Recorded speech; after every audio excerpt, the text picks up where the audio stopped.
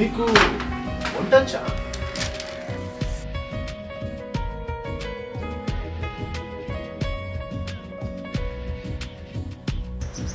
అన్నీ వచ్చా?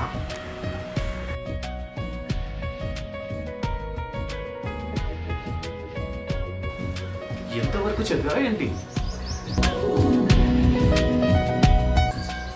బిఏ అండి. అయితే టీచర్గా పనిచేసి ఇంటికి ఎంతో కొంత సహాయం చేయొచ్చు.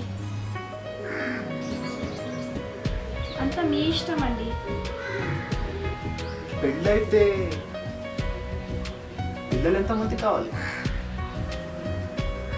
మీ ఇష్టం అండి. చివరిగా నేను నీకు నచ్చానా? మీ ఇష్టం అండి.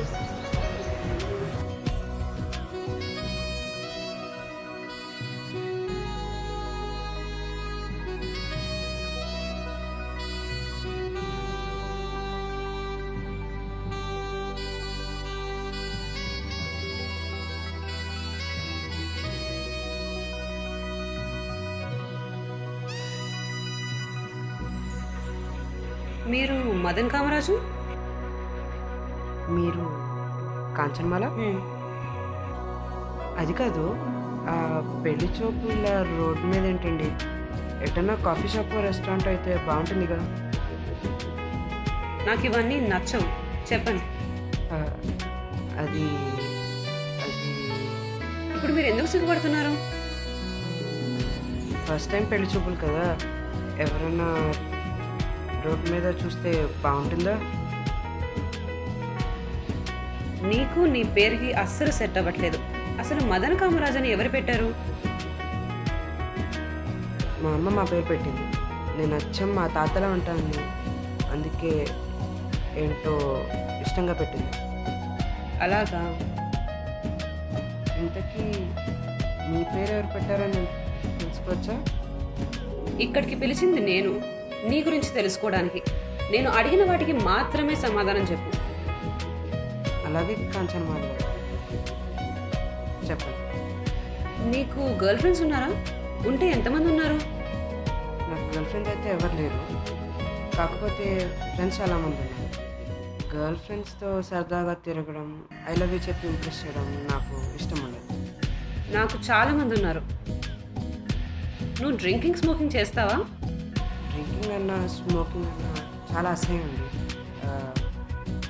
కాకపోతే కాకపోతే కాకపోతే నా ఫ్రెండ్స్ అందరూ నాతో బలవంతంగా తాగించారు.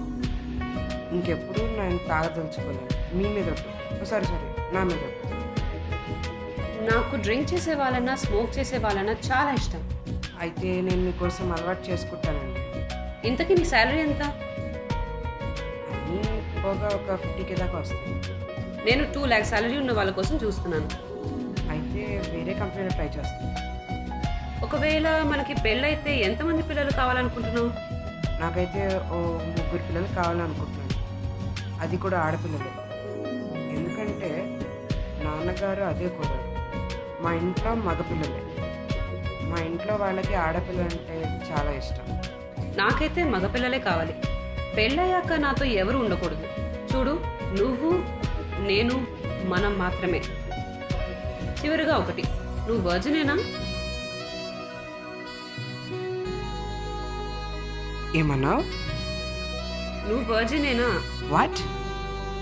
నువ్వు విన్నది కరెక్టే. ఇంతసేపు మీరు నాతో మాట్లాడారు, ఆ మాత్రం నేను అర్థం చేసుకోలేనా? వర్జిన్ అనేది శరీరానికి సంబంధించినది, మనసుకు సంబంధించింది కాదు. ఒకవేళ మీరు వర్జిన్ కాదని చెప్పినా నేను మీతో పెళ్లి చేసుకోవడానికి సిద్ధంగా ఉన్నాను.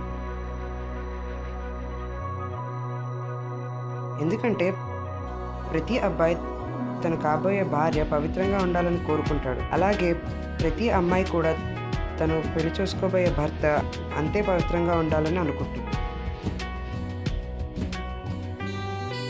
ఇప్పుడు పెళ్లి చూపులకు మేము వెళ్ళినప్పుడు అమ్మాయిని మేము వేసే 1,00,000 ప్రశ్నలకి వాళ్ళు ఎంత ఇబ్బంది పడతారో ఇప్పుడు మీరు అడిగే క్వశ్చన్ల బట్టి నేను కూడా అంతే ఇబ్బంది ఫీల్ అవుతున్నాను. ఇంకొక విషయం, నేను నీకు నచ్చినా నచ్చకపోయినా మీలాగే ప్రతి అమ్మాయి ధైర్యంగా మనసులో ఏం దాచిపెట్టకుండా చెప్తే ఫ్యూచర్లో పెళ్లి జరిగినా ఏం ప్రాబ్లమ్స్ రావు.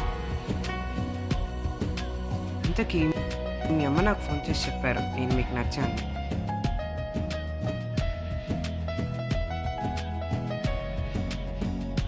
నా గురించి తెలుసుకోవాలని నన్ను ఇక్కడ రమ్మన్నారు.